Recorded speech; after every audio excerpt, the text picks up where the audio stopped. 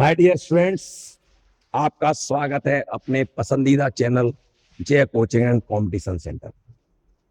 दोस्तों, आज मैं बहुत दिनों बाद वीडियो शूट कर रहा हूं। कुछ पर्सनल कारणों के से मैं नहीं कर पाया था, लेकिन अब आपको विश्वास दिलाता हूं कि डेली वीडियो भी डलेगी, लाइव सेशन भी होगा।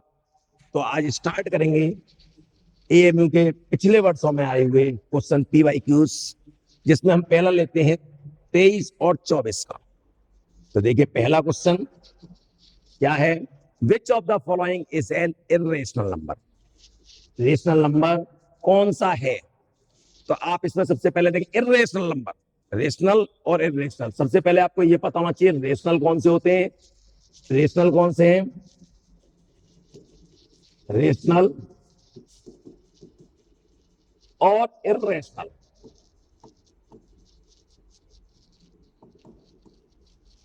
रेशनल नंबर जो होते हैं, रेशनल नंबर जो शांत दशमलव भी होते हैं और क्या होते हैं, अशांत भी होते हैं। मतलब ये टर्मिनेटिंग भी होते हैं और नॉन टर्मिनेटिंग भी होते हैं। लेकिन इरेशनल नंबर जो होते हैं सिर्फ अशांत होते हैं, अशांत, नॉन टर्मिनेटिंग। इसमें क्या होता है, इसमें रिपीट नहीं होता और इसमें रिपीट होते हैं एक से। ये रिकरिंग है, ये नॉन रिकरिंग है। तो देखिए, इसमें चेक करते हैं। पहला देखिए, पहला कौन सा है? अशांत है। अशांत है तो ये भी हो सकता है और ये भी हो सकता है। इसमें देखेंगे ये रिपीट हो रहा है 254 254 254। तो किस कैटेगरी में आएगा? रेशनल में आएगा। तो ये रेशनल है। ये क्या है? दूसरा P/Q की फॉर्म में है, देख सकते हैं आप। और P/Q की फॉर्म में, तो ये भी कैसा है? रेशनल नंबर है। यहाँ ये भी अशांत है। अशांत है तो इसमें चेक करते हैं कि इसमें रिपीट हो रहे हैं नहीं हो रहे। तो 1 2 0 1 2 0 0 1 2 0 0 यहाँ रिपीट नहीं हो रही, तो इसका मतलब यही इरेशनल नंबर है। चौथे को देखिए, चौथा शांत दशमलव है, टर्मिनेटिंग है।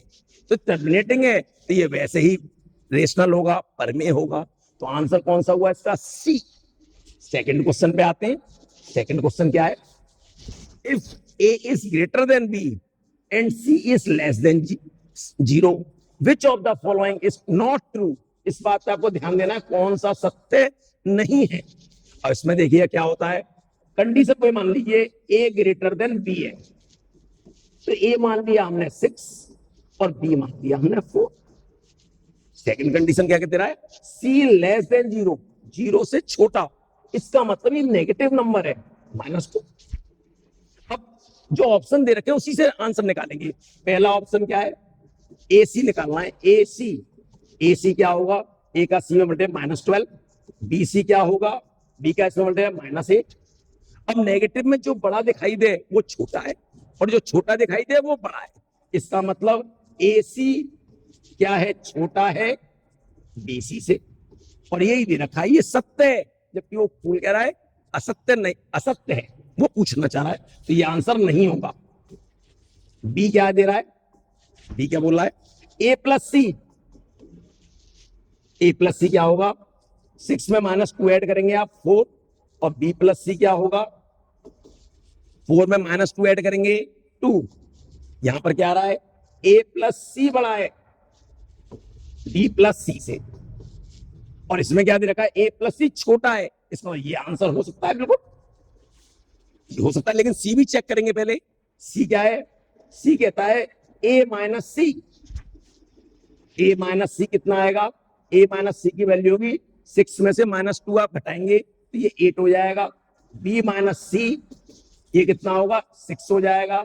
यहां पर भी A minus C greater than B minus C है, और जबकि उसमें लेस देन दे रहा है, तो ये भी आंसर होगा 100%।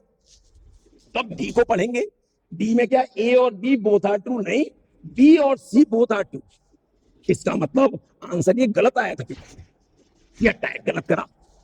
अब इसमें से कोई एक आंसर देना चाहते हैं तो हो सकता है यहां पर ये दे रखा हो A प्लस सी 100% एज होगा, A plus C greater than होगा, तो इसलिए ऑप्शन कौन सा सही होगा इसका? सी। या आप इसको उल्टा कर ले तो बी सही हो जाएगा। तो ये दोनों से दे रखे हैं, दोनों असत्य हैं। तो इस बात पर ध्यान देने की बात है। इस पर तो अब नेक्स्ट क्वेश्चन देखते हैं। नेक्स्ट क्वेश्चन क्या है? 12 टाइपिस्ट किसी 4 घंटे किसी कार्य को करके 18 दिन में पूरा करते हैं, तो कहते हैं 4 टाइपिस्ट उसी काम को 8 घंटे करके कितने दिन में करेंगे। पहले आप बात को समझिए। यदि 4 आदमी किसी काम को 1 दिन में करते हैं, 1 दिन में, तो एक आदमी कितने दिन में करेगा? एक आदमी सिंपल से ज्यादा 4 दिन में करेगा, यही तो करते हैं। यदि 2 आदमी कह देंगे तो फिर क्या होगा?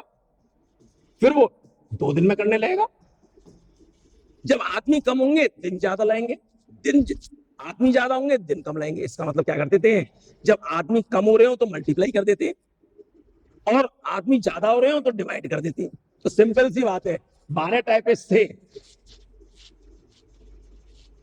12 टाइपिस्ट थे, 12 टाइपिस्ट थे, और कितने दिन कर रहे थे? 18 दिन, और 4 घंटे कर रहे थे। 12 आदमी थे, 12 मैन पावर थी, और आवर थे 4, और डे थे 18। हमें एक आदमी 1 घंटा करके कितने दिन में करेगा? अब एक आया, कम आया, तो ज्यादा समय लगेगा, तो ज्यादा समय आप मल्टीप्लाई करिए। 18 मल्टीप्लाई बाई 12 मल्टीप्लाई बाई 4। अब क्या कहता है वो? कहता है 4 टाइपिस्ट हो गए, अब बढ़ने लगे, घंटे भी देख लो बढ़ गए, 8 हो गए। तो अब क्या बताया था मैंने? जब ये बढ़ेंगे तो इसका डिवाइड कर दीजिए। 18 multiply by 12 multiply by 4 upon 4 into 8। 4 से 4 कैंसिल, 4 से 3 बार, 2 बार, 2 से 9 बार, 9 तिया 27। कितने दिन लेंगे? 27 दिन लेंगे। समझ में आ गया होगा? अगला क्वेश्चन करते हैं। अगला क्या है? The sum of a 2 digit number and the number in the obtained by reversing its digit is a square number. मतलब क्या है? 2 अंकों की संख्या, 2 अंकों की संख्या, और उसको पलटने पर, रिवर्सिंग का मतलब पलटने पर, अंकों को इधर उधर पलटने पर उसका योग क्या आ रहा है? एक स्क्वायर नंबर आ रहा है। स्क्वायर नंबर क्या प्राप्त होती है? एक वर्ग संख्या प्राप्त होती है। ऐसी कितनी संख्याएं, मतलब 2 डिजिट की। अब 2 डिजिट देखिए, आपने इकाई का अंक माना, वंश का नंबर माना x, और टेंस का दहाई का माना y। तो संख्या क्या बनी? संख्या बनी, संख्या ध्यान दीजिएगा, संख्या क्या बनी? संख्या बनी 10y प्लस x, क्योंकि दहाई में 10 का गुणा करते हैं। और इसको पलटने पे प्राप्त संख्या, पलटने पे क्या संख्या प्राप्त होगी? 10x plus y। पलट भी दिया। अब क्या कहता है? 2 अंकों की संख्या और संख्या का योग, इनको पलटने पर, इनको योग करिए। जब इसका योग करेंगे तो आपको दिखाई दे रहा है 10x और 1x 11, और 10y और 1y 11y, 11 कॉमन ले लीजिए आप, x प्लस y। इसका मतलब क्या है? वो संख्या कैसी होनी चाहिए? 11 के मल्टीप्लाई में होनी चाहिए। 11 के मल्टीप्लाई में, 11 के मल्टीप्लाई में होनी चाहिए। इसका मतलब क्या है?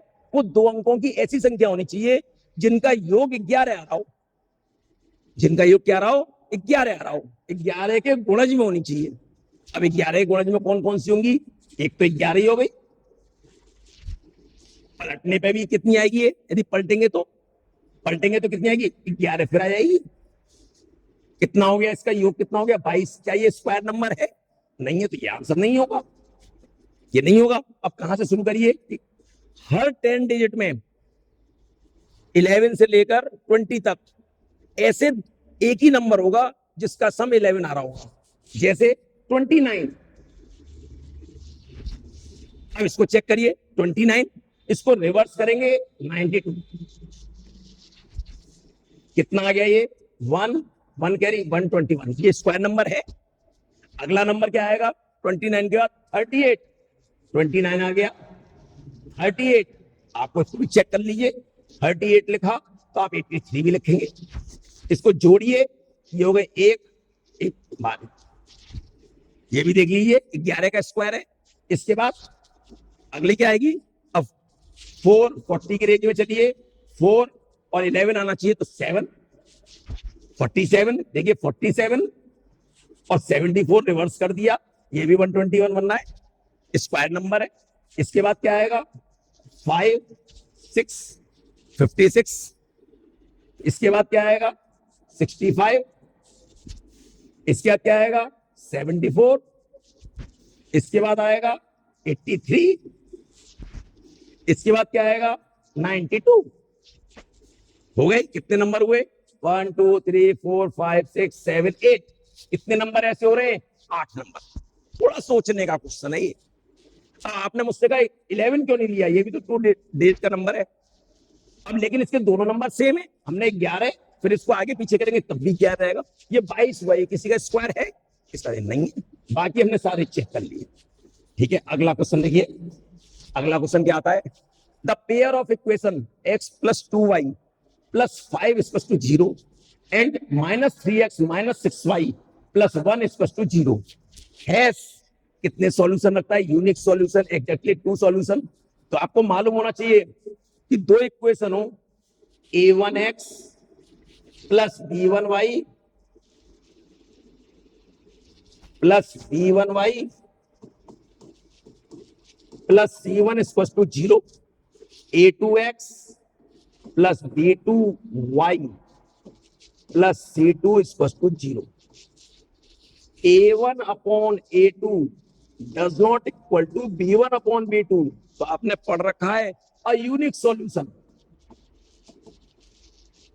सॉल्यूशन, यूनिक सॉल्यूशन का मतलब क्या होता है कि ये दोनों लाइन क्या कर रही हैं, आपस में इंटरसेक्ट कर रही हैं, तो इन लाइनों को बुलाते हैं इंटरसेक्टिंग लाइन। सेक्टिंग लाइन ये ऐसी होती है, ये क्रॉस कर रही, कट कर रही है आपस में, ये एक ही यूनिक सॉल्यूशन कर रहे हैं, एक ही सॉल्यूशन होगा, जिसे आप हिंदी में बोलते हैं अद्वितीय। अद्वितीय, अद्वितीय। सेकंड कंडीशन क्या होती है, a1/a2 = b1/b2 does not equal to c1/c2।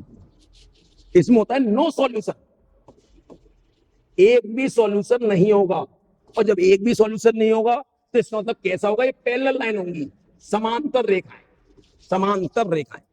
और जब a1/a2 = b1/b2 = c1/c2 होगा तो ये होगा इनफाइनाइट सॉल्यूशन। इनफाइनाइट सॉल्यूशन, अनंत हल। अनंत हल, और अनंत हल का मतलब क्या होता है, हिंदी में होता है संपाती, एक के ऊपर एक जा रही है, संपाती। तो यहां पे कंडीशन देखते हैं, a1/a2 की वैल्यू कितनी है, a1/a2 की वैल्यू है 1/-3,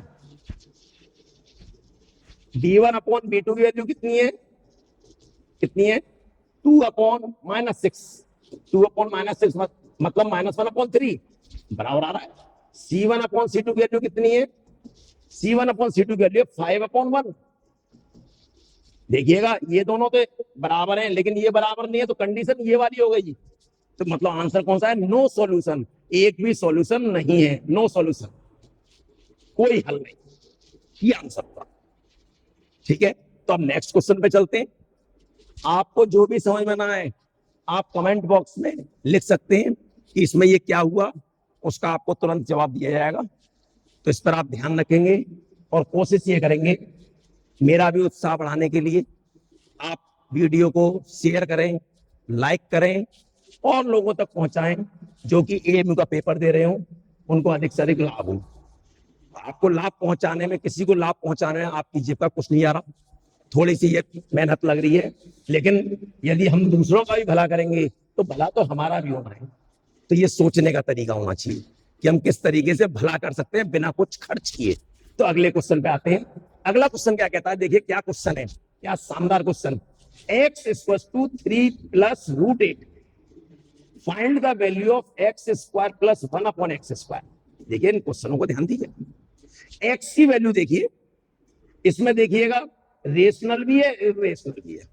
इसमें आप चेक करा करिए तुरंत कि इसका स्क्वायर करा 9 हो गया, इसका स्क्वायर करा 8 हो गया, इसको घटा दिया। यदि 1 आ रहा है, कभी भी 1 आ रहा हो, तो सीधे 1/x की वैल्यू क्या होती है, 1/x की वैल्यू होती है 3 - √8। ये ध्यान रखिएगा आप। अब आपसे उसने कहा कितना सा काम, उसने कहा कि एक्स स्क्वायर प्लस 1/x² की वैल्यू निकालो। आपने इसका स्क्वायर करा 3 प्लस √8 का, √8 का, और 3 माइनस √8 का। अब आपको यह बात भी मालूम होनी चाहिए कि a प्लस बी का whole square plus a minus B का होल स्क्वायर हो तो इसकी वैल्यू क्या आती है, 2a² प्लस b²। और यही चीज ये हो a प्लस बी का whole square minus a minus B का होल स्क्वायर, तो इसकी वैल्यू आती है 4ab। तो यहां पर चेक करिए, बीच में प्लस है तो क्या आएगी, 2a का स्क्वायर 9, b का स्क्वायर 8, और ये 17 हो गए, 17 दूनी 34। और बच्चे भी अलग अलग तरीके से कर सकते हैं। तरीका क्या करने का है, यदि आपके पास ये आ रहा है x² प्लस 1/x², तो ये होता है x प्लस 1/x का whole square minus 4ab minus 2 होगा, 2 होगा। क्यों, आप इसका होल स्क्वायर खोलिए, a का स्क्वायर ये आ गया, b का स्क्वायर ये आ गया, और प्लस 2ab आएगा, 2ab, तो प्लस के 2 और आएंगे इसमें। यदि हम माइनस का 2 कर देंगे तो ये दोनों आपस में बराबर हो जाएंगे। अब x प्लस 1/x की वैल्यू, x ये रहा और 1/x ये रहा, इन दोनों को जोड़ेंगे तो इससे ये कैंसिल हो जाएगा। 3 और 3 कितने हो गए, 6 का स्क्वायर माइनस 2, और ये कितना हो गया, 36 माइनस 2, और ये कितना आ गया, 34। आप ऐसे भी कर सकते हैं, ऐसे करते हैं, इसका आंसर आ गया 34। नेक्स्ट क्वेश्चन देखते हैं। अगला क्वेश्चन क्या है, which of the following is a polynomial, निम्न में से कौन सा बहुपद है। बहुपद, बहुपद में आपको पता होना चाहिए बहुपद क्या होता है। बहुपद होता है जिसमें वेरिएबल की पावर क्या हो, इंटीजर हो। आप सिंपल, सबसे बढ़िया होल नंबर बोलिए तो ज्यादा अच्छा है, क्योंकि होल नंबर 0 से स्टार्ट हुआ तो होल नंबर हो, तो होल नंबर जब 0 से स्टार्ट होगा, x की पावर 0 क्या पॉलिनोमियल है, इसकी वैल्यू 1 होती है, पॉलिनोमियल है ये, क्योंकि x की पावर क्या है, ये होल नंबर। x की पावर यदि आपसे कहा जाए सिर्फ 5 लिख दिया जाए, ये भी होल नंबर है किसी। अब ध्यान दीजिएगा, 0 आपसे पूछा गया, 0 भी पॉलिनोमियल है, ये भी पॉलिनोमियल हो गया, इसको बोलते हैं शून्य बहुपद, और इसे क्या बोलते हैं, अचर बहुपद, अचर, कांस्टेंट पॉलिनोमियल। आपसे पेपर में पूछ सकता है अचर बहुपद में चर की घात कितनी होती है, वेरिएबल की पावर कितनी होती है, तो वहां पर 0 होती है, और 0 में कितनी होती है वेरिएबल की पावर, कुछ नहीं कह सकते, कुछ भी हो सकती है। तो यहां पर गौर करिएगा, इसकी पावर नेगेटिव आ रही है तो ये नहीं होगा। इसमें देखिए रूट आ रहा है, रूट में नहीं होना चाहिए, मैंने कहा तो होल नंबर होना चाहिए, तो ये भी नहीं होगा। इसमें भी देखिए, पूरे में देखिए, इसमें रूट आ गया, ये भी नहीं होगा। यहां पर देखिए रूट सिर्फ कांस्टेंट के ऊपर है, कांस्टेंट के ऊपर कुछ भी हो, हमें देखना है सिर्फ पॉलिनोमियल के ऊपर, तो पॉलिनोमियल वेरिएबल के ऊपर, ये देख लो, ये वेरिएबल के ऊपर है, वेरिएबल के ऊपर 2 है, यहाँ पे 1 है, यहाँ कुछ नहीं है, तो ये आंसर होगा। अगला क्वेश्चन देखते हैं। अगला क्वेश्चन क्या है, the polynomial fx equals to क्या है, x की power 4 minus x cube minus 11x² minus x plus 8 is divisible by x plus 3, मतलब x प्लस 3 से विभाज्य हो जाता है, x प्लस 3 से भाग चला जाता है। तो क्या करेंगे, यदि x प्लस 3 से भाग चला जा रहा है तो x प्लस 3 और 0 लेंगे, x बराबर -3। जब x बराबर -3 से पुट करेंगे तो क्या होगा, ये 0 के इसको ले लेंगे, 0 कर दीजिए इसको और -3 लगा दीजिए,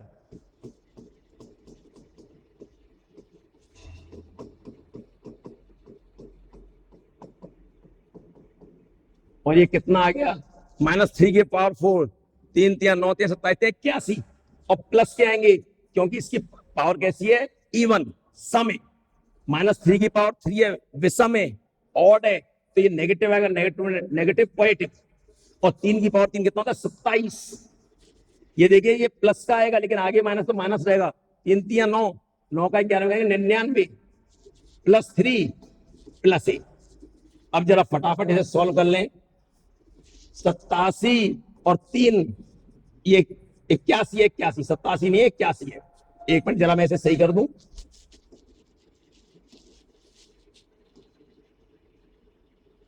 ये देखिएगा, ये क्या होगा, ये प्लस का आएगा और 3 की पावर 4 81। अब इसे जरा ऐड करिए, 27 और 3 30, 30 और 81 कितने होते हैं, 121 में से 99 घटाना है प्लस 1, और ये कितने बचेंगे, 22। 0 equal to 22 plus A equal to -22। Answer है, शायद हो सकता है मैंने जोड़ने में गलती करी हो, एक बार और चेक कर लेते हैं। ये माइनस का 99 है, 81 ये रहा, 3 ये रहा, और ये हो गया 90 हो गया। माइनस के 9 बचेंगे, -9 इसमें से घटाएंगे, -9 जब घटाएंगे, देखिए रॉन्ग हो गया है, इस पर ध्यान देते रहिएगा।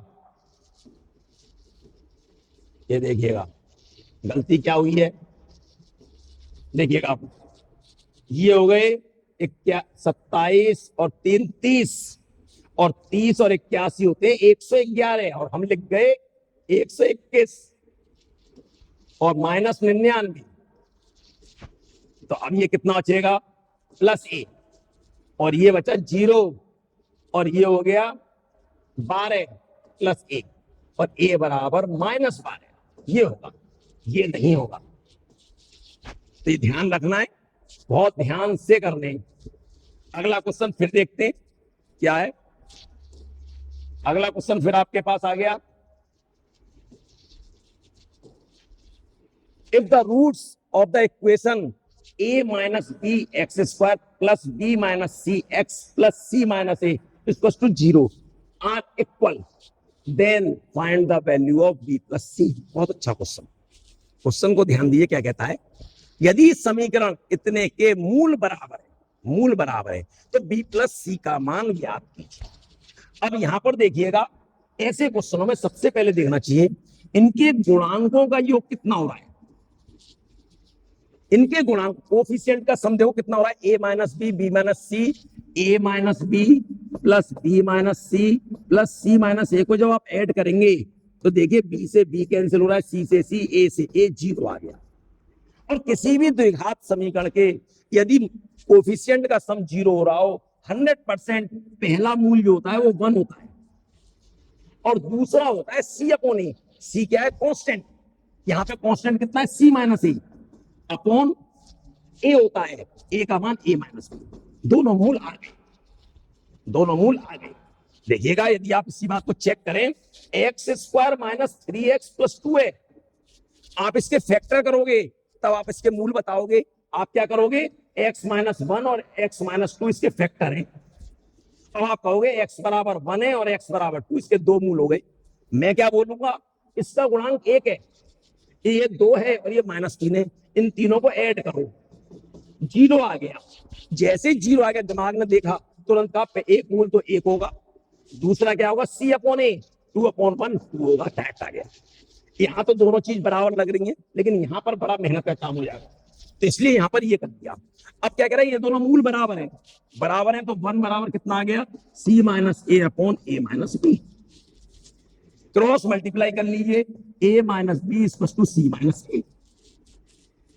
ए को इधर ले आइए, a प्लस ए बराबर b प्लस सी, तो b प्लस सी की वैल्यू कितनी आ गई, 2a। डायरेक्ट, बिल्कुल डायरेक्ट, b प्लस सी बराबर कितना आ गया, 2a। लेकिन इसमें देखिएगा फिर गलत टाइप करा हुआ है, इसमें कैपिटल लिख दिया गया, जबकि क्वेश्चन पूरा किसमें दिया है, स्मॉल। तो ये बात आप ध्यान रखिएगा। देखो ये टाइपिस्ट की गलती है, ये मेरी गलती नहीं है। टाइपिस्ट जैसा कर देता है, उन्होंने एक क्वेश्चन बीच में ग्रेटर देन लेस देन में कर दिया, लेकिन ये इस गलती को भी वो सुधार लेंगे, क्योंकि उन्होंने बहुत दिनों बाद करा है। तो वो तो मैं शुरू में ही कह रहा था कि बहुत दिनों बाद आए हैं, फिर एक वीडियो के बाद अपना फ्लो वही दिखाई देगा जो पुराना था। मेरा तो आपको दिखाई भी दे रहा होगा कि वही फ्लो है, तो अब टाइपिस्ट भी करेंगे, वो भी अपनी गलती सुधारेंगे। तो आगे चलते हैं,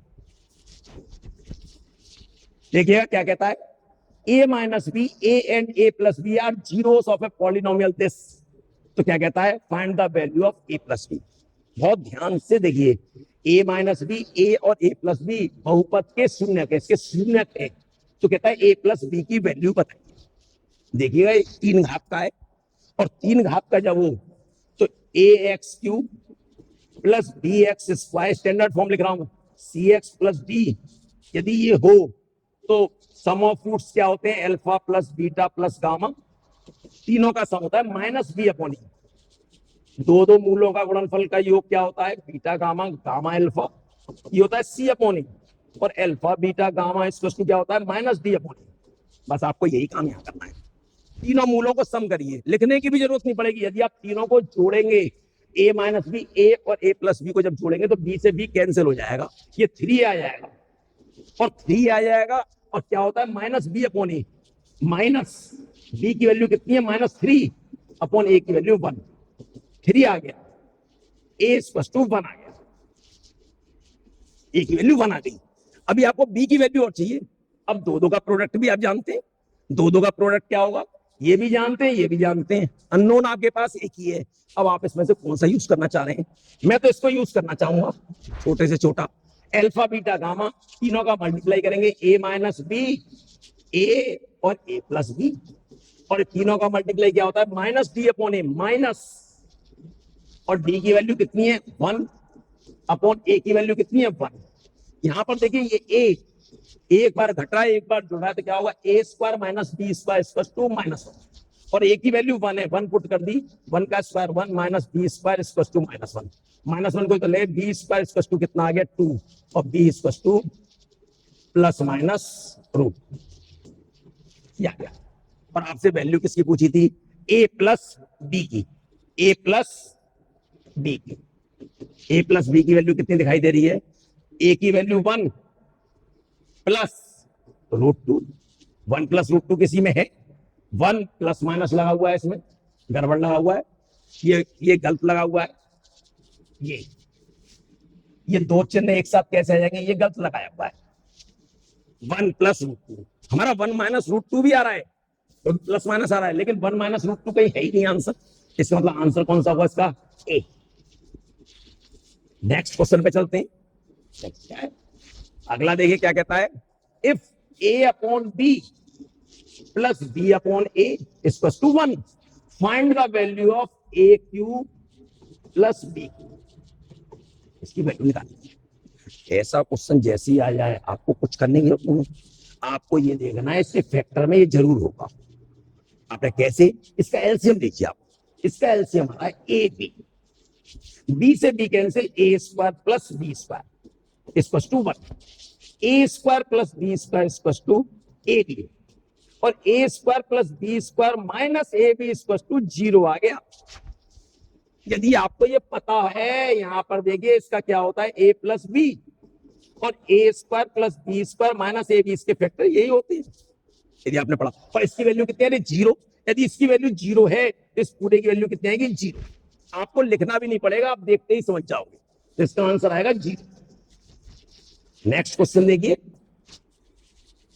कहता है the fifth term of an AP is 11, मतलब समांतर श्रेणी का पांचवां पद 11 है, और नवा टर्म क्या है 35, तो कहता है कॉमन डिफरेंस कितना हो, कॉमन डिफरेंस का डी चाहिए। जब पांचवां पद 11 है तो a प्लस 4d बराबर 11 है, जब नौवां पद है तो एक कम डी आता है, a प्लस 11d हो गया, 9 है, 9 का मतलब है 8, गलत बोल गए, आ गया 8d बराबर कितना है 35। अब कहता है डी की वैल्यू निकालो, इसमें से इसको सब्ट्रैक्ट कर दो, 4d बराबर, इसमें से इसको सब्ट्रैक्ट करो, कितना है 24, और d बराबर कितना आ गया 6, आंसर से क्या होगा 6। अगला क्वेश्चन देखिएगा, अगला क्वेश्चन क्या कहता है, लेट ए, ये भी देखिए सही नहीं दे रखा, ये भी क्वेश्चन देने का इनका तरीका सही नहीं है ना, टाइप देखिए बिल्कुल गलत करा है। ये मैं आपको समझाता हूं, ये क्वेश्चन आया क्या था, ये क्वेश्चन आया क्या था, ये जब पेपर में आया था तो वो ये आया था, सिग्मा एफ आर, आर = 1 से 100, और ये था, इसमें करेक्शन था, पेपर में करेक्शन नहीं था, इन्होंने गलत लिखा है, ये था = ए, शायद इसे चेक करना पड़ेगा आपको, F2R था शायद, A2R, सॉरी शायद ये था, दोबारा एक बार देखते हैं। ये 100 तक था,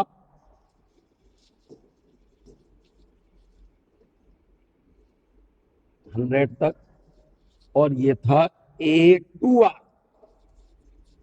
और फिर इसमें क्या था, करेक्शन जरूर ध्यान से देख लीजिए। R = 1 से 100 तक था, और ये था A2R -1, ये B था। मैंने अपने दिमाग से, क्योंकि मैंने जब सॉल्व कराया था, जब पेपर आया था, बच्चों ने मुझसे पूछा था, मेरे दिमाग में है यही था, ये गलत बिल्कुल टाइप करा हुआ है, सही से कर नहीं पाए। तो कहता है इसमें कॉमन डिफरेंस निकालना है, सिर्फ डी निकालना है। आप देखिएगा ये सिग्मा है, सिग्मा का होता है समेशन।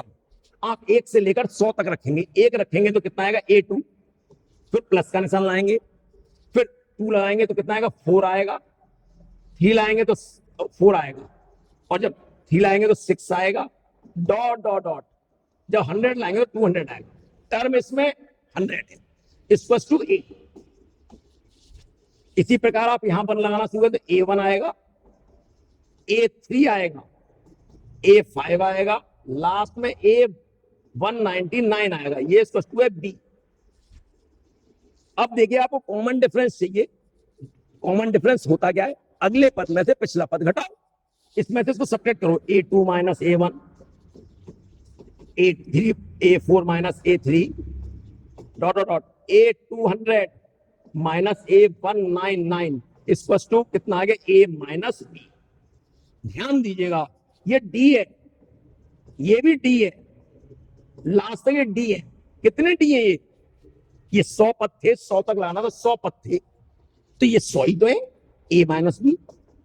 ये 100 है, यदि हम 2 को 2 बार जोड़ें तो 4 होता है, 3 बार जोड़ें तो 6 होता है, मल्टीप्लाई कर देते हैं, तो D को 100 बार जोड़ेंगे तो 100 D हो जाएंगे, A - B।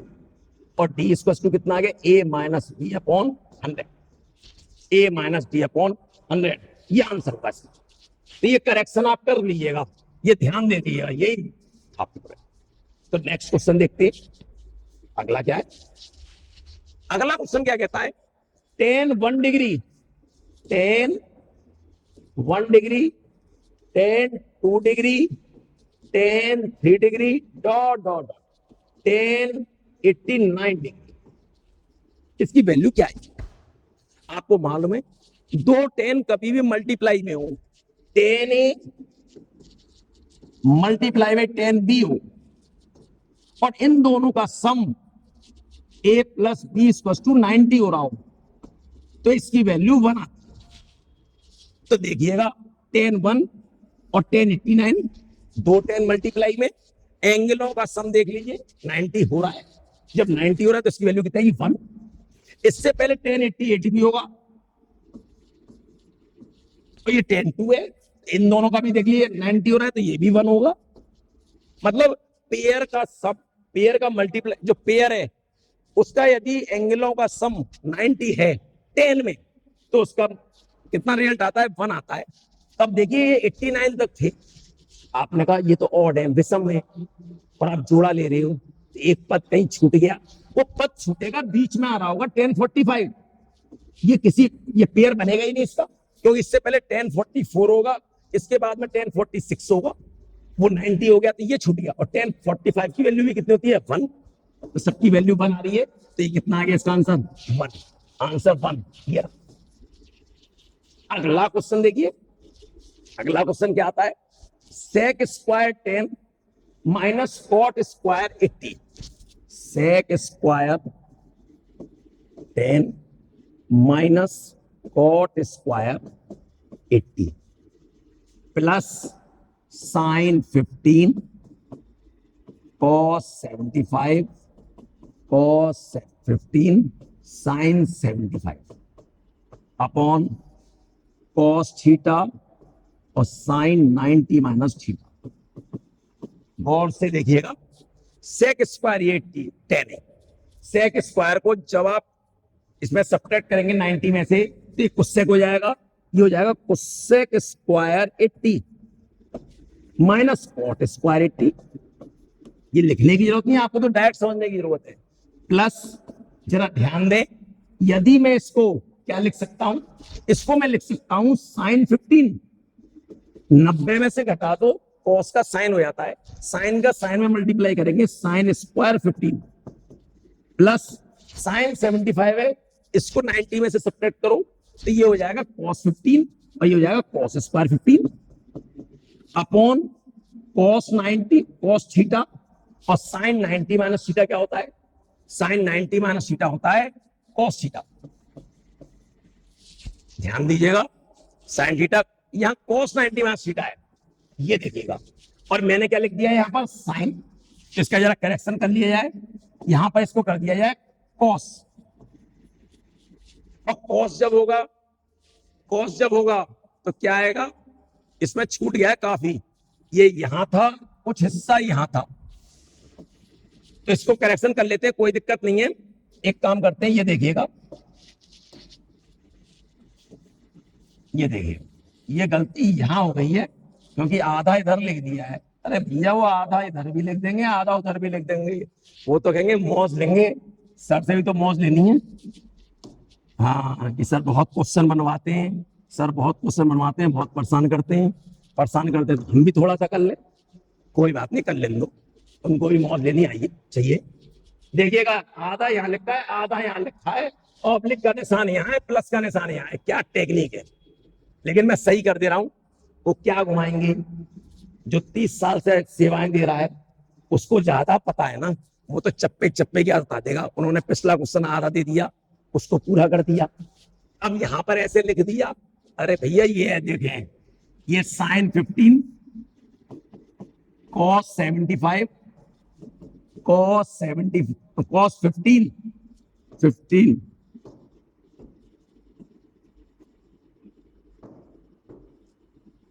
cos 15 sin 75 upon cos theta sin 90 minus theta plus sin theta cos 90 minus theta. देखिएगा मैंने क्या बोला था, दोबारा देखिए आप, यदि 90 में से इसको घटाएंगे, अब मैं आपको लिख के दिखा रहा हूं इसलिए आपको ऐसा लंबा लग रहा होगा, ये साइन 15 ही होता है प्लस कॉस 15, 90 में से घटाएंगे तो साइन का कॉस हो जाएगा कॉस 15 अपॉन ये cos theta, sine 90 minus theta क्या होता है कॉस थीटा साइन थीटा और ये साइन थीटा।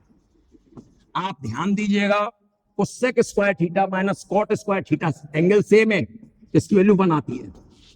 ये साइन स्क्वायर 15 हो गया, ये कॉस स्क्वायर 15 हो गया, 1 हो गया, ये कॉस स्क्वायर थीटा हो गया, ये साइन स्क्वायर थीटा हो गया, जुड़ रहे हैं, ये भी 1 हो गया, 1 + 1 2, आंसर 2 होना चाहिए। ये नेक्स्ट क्वेश्चन देखें, अगला क्वेश्चन क्या कहता है, कहता है ABCD with the angle of a quadrilateral if they are कौन साइक्लिक। साइक्लिक क्या होता है, चक्रीय, जिस चतुर्भुज के चारों शीर्षों से होकर वृत्त जाता है, चारों शीर्षों से होकर वृत्त जाता है, उसे चक्रीय चतुर्भुज कहते हैं। चक्रीय, इसकी विशेषता क्या होती है, आप नंबरिंग ABCD कहीं से शुरू कर लें, A के सामने हमेशा C आएगा और B के सामने हमेशा D आएगा, A + C की वैल्यू 180 होगी और B + D की वैल्यू 180 होगी, ये होता है। अब कहता है किसकी वैल्यू निकालनी है, cos A, देखते ही आंसर बता देंगे आप, cos B + cos C + cos D। आप कहेंगे इसका आंसर क्या आएगा, तो आंसर 0 आना चाहिए। आपने कैसे बता दिया, आपने कभी भी दो कोण cos में जुड़ रहे हो, cos A + cos B, और इनके एंगलों का सम आपको 180 मिल रहा हो, इनके एंगलों का सम कितना मिल रहा हो 180, तो उसकी वैल्यू 0 होती है, ये याद रखेंगे आप। दो tan जब मल्टीप्लाई हो रहे थे, उनके एंगलों का सम 90 था तो 1 हो रहा था, यहां पर दो cos जुड़ रहे हो और उनके एंगलों का सम 180 हो, तो उसकी वैल्यू कितनी होती है 0। अब देखिएगा cos A और cos C, दो cos ये रहे, इनके एंगलों का सम कितना है 180, तो इसकी वैल्यू कितनी है 0।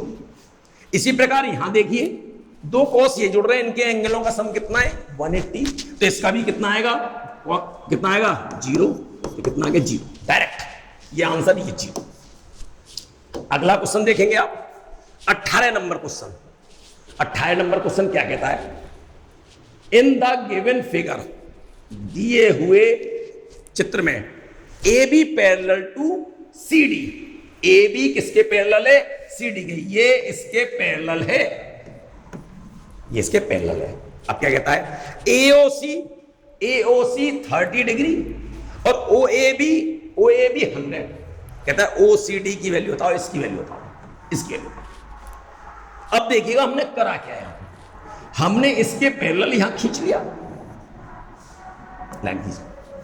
यदि इसके पैरेलल खींच ली तो यदि ये 100 है तो ये कितना होगा? अब ये बिल्कुल सीधी नहीं होगी, ये होगा कितना? 80। अब जरा ध्यान दें, हमने इसके पैरेलल यहां से खींची है, अब ये पैरेलल लाइन है और यहां पर देखिएगा ये कितना होगा? यदि 80 है तो ये कितना होगा? 100। अब ये इसके पैरेलल है, यदि ये इसके पैरेलल है तो इन दोनों का सम 180 होगा, तो ये 80। अब जरा ध्यान दें, ये 80 हो गया तो ये कितना बचा? ये वाला एंगल कितना है? इसको ध्यान से देखें, ये चतुर्भुज है, चतुर्भुज के चारों कोणों का योग कितना होता है? 360। 1 2 3 4, तो ये कितना हो गया? 180 और 30 210, और चारों का होता है 360। 360 में से आपने 210 घटा दिए तो कितना आ गया? 150। 150 आ गया तो ये 150 है, और ये पूरा एंगल कितना होता है? 360। 150 और 80 कितने हो गए? 230, और 360 में से घटा दीजिए, कितना आ जाएगा? 130। आंसर कौन सा 130 है? ये ना। बस आपको ये थोड़ा सा कंस्ट्रक्शन करना पड़ा, इसके पैरेलल ये लाइन खींचनी पड़ी आपको। नेक्स्ट क्वेश्चन देखते हैं। अगला क्वेश्चन क्या कहता है? दिए हुए चित्र में O इज द सेंटर है, ये सेंटर है, BOC 120 है, ये 120 है, ये वाला एंगल। तो कहता है x की वैल्यू बताओ। हमने क्या करा, ये देखिएगा ये स्ट्रेट लाइन है, ये डायमीटर का काम कर रही है, स्ट्रेट लाइन है, ये 180 होती है, यदि ये 120 है तो ये कितना होगा? 60। अब इस आर्क के द्वारा, इस चाप के द्वारा ये सेंटर पे एंगल कितने का बनना है? 60। तो इसी के द्वारा ये देखिएगा, इसी चाप के द्वारा ये भी तो एंगल बनना है, ये परिधि पे बनना है, तो इसका क्या होगा? ये आधा, तो ये कितना होना चाहिए? 30। आंसर इसका 30 होना चाहिए। नेक्स्ट क्वेश्चन देखेंगे। इफ यदि AB बराबर 12, BC बराबर 16, AB perpendicular BC, AB BC पर परपेंडिकुलर, बिल्कुल जैसा कहे वैसा आप बनाते चले। BC ये रहा, AB ये रहा, BC और ये AB, ठीक है।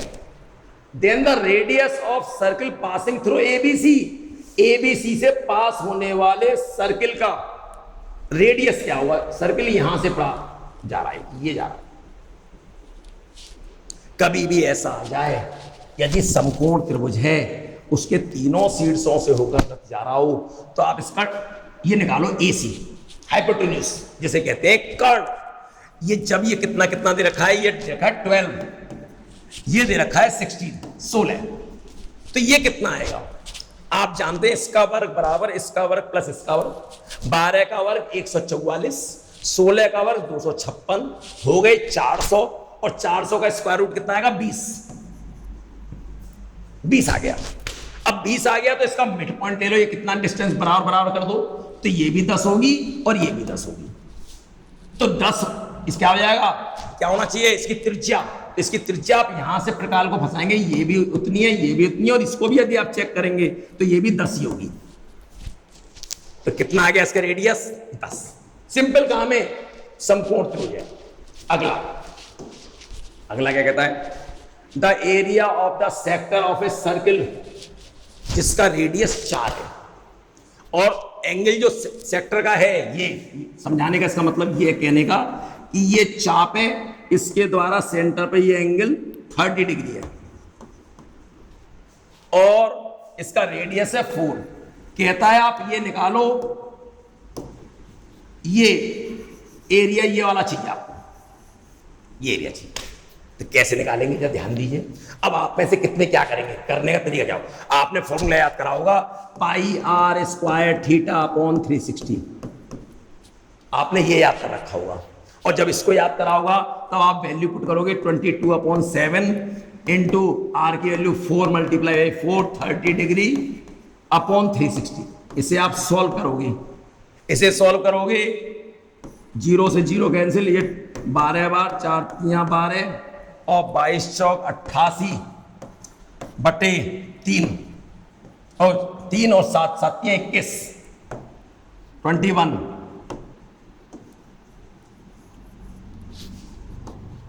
21।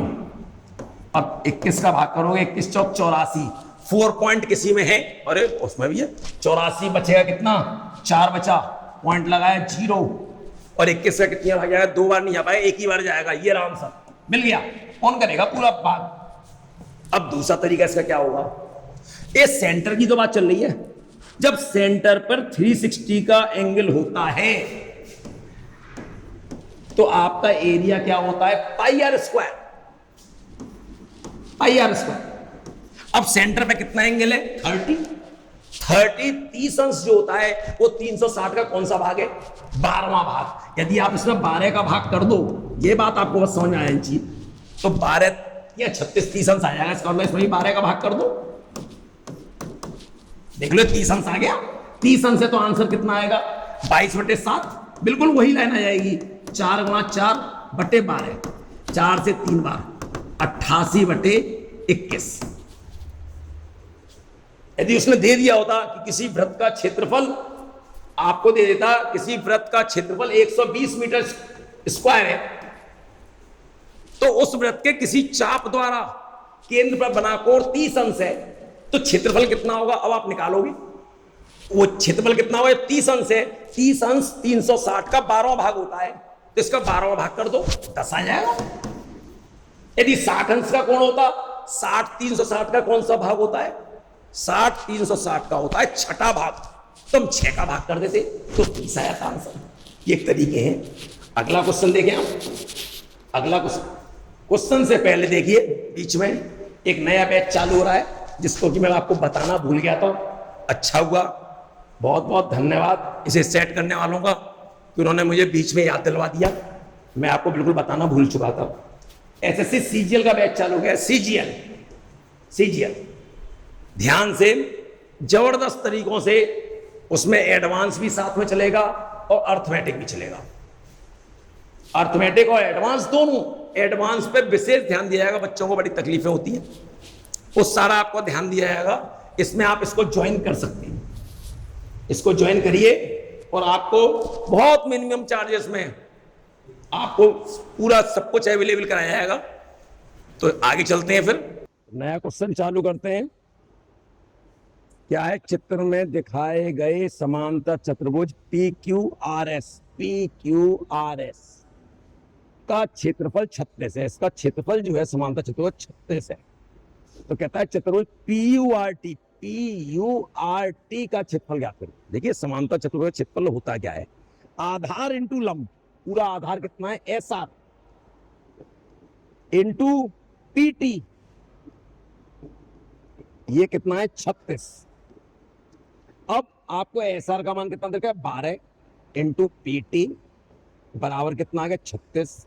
तो PT की वैल्यू कितनी आ गई 3, मतलब ये ऊंचाई कितनी है 3। यदि ये 5 है और ये 3 है तो ये कितनी होगी 4। ST 4 आ गई तो TR कितनी होगी, TR होगी पूरी 12 में से 4 घटा देंगे तो कितना आएगा 8। अब ये 8 आ गया और ये 3 है तो ये आयत बन गया PURT। तो PURT का क्षेत्रफल क्या होगा, RT क्षेत्रफल कितना हो, सॉरी, आधार इंटू लंब, लंबाई गुणा चौड़ाई, 8 इंटू 3 मतलब 24 यूनिट, ये इसका आंसर होगा। तो देखते हैं फिर इससे आगे अब आप लोग कोशिश करेंगे। तो मैं आपको क्वेश्चन दिखा दे रहा हूं, अगला क्या है, ये रहा अगला एक, आप देख लीजिए वो अच्छी तरह। इसके बाद फिर अगला क्वेश्चन ये है, जो ना आए वो आप मुझे कमेंट बॉक्स में लिख सकते हैं, मैं डायरेक्ट टेक्निक भी आपको सिखा दूंगा, जरूर लिखें। इससे अगला ये रहा,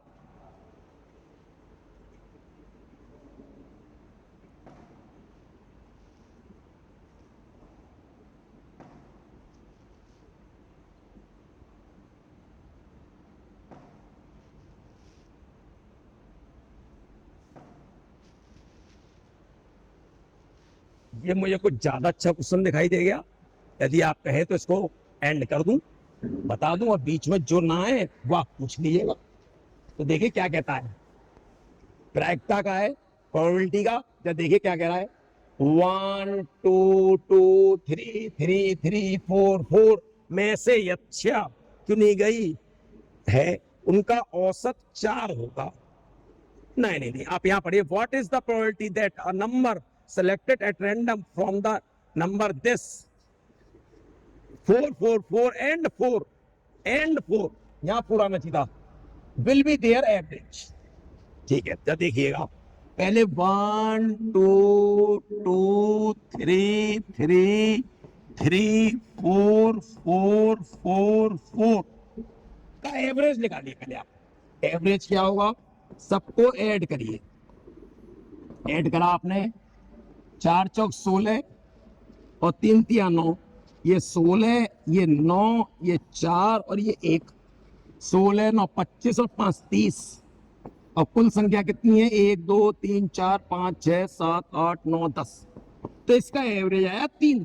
पहले उसने कहा एवरेज निकालिए और उस एवरेज की प्रोबेबिलिटी बताइए। अब एवरेज आया 3, 3 इसमें कितनी बार है, 3 बार। देखिए क्वेश्चन कितना शानदार है, एवरेज 3 आ रहा है, इसका मतलब प्रोबेबिलिटी किसकी निकाल लिया, 3 की। 3 कितनी बार आ रहा है, 3 बार। तो प्रोबेबिलिटी क्या होगी, प्रोबेबिलिटी होती है number of event upon number of sample space. तो 3 कितने प्रकार से आ सकता है, 3 प्रकार से। तो 3 लिख लिया, और कुल नंबर कितने, 10, 3/10। बहुत शानदार क्वेश्चन, समझने की कोशिश करिएगा इसे, यदि समझ में आ गया होगा। यदि कोई दिक्कत हो तो आप कमेंट बॉक्स में जरूर लिखिएगा, लेकिन आप अधिक से अधिक शेयर करिए, ताकि जितने अधिक शेयर होंगे उतने लोग, उतने स्टूडेंट फायदा भी उठाएंगे और मुझसे पूछेंगे भी। और जब पूछेंगे कोई चीज, जब पूछेंगे और मैं उसका जवाब दूंगा तो आपको भी उसका फायदा मिलेगा। और नए नए क्वेश्चन पे बात करिए। अब आपको फिर अगला वीडियो मिलेगा 22-23 का। मैं कोशिश करूंगा कम से कम 20 साल की। बस आपको थोड़ा ध्यान रखना है कि पढ़ते समय बड़े ध्यान से पढ़ें।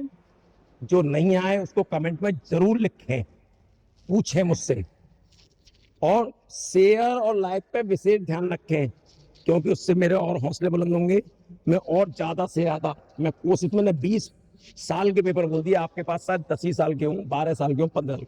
मैं ज्यादा से ज्यादा, उससे भी ज्यादा करना चाहूंगा, अलग से भी क्वेश्चन दूंगा। तो ठीक है, फिर मिलते हैं अगले वीडियो पर।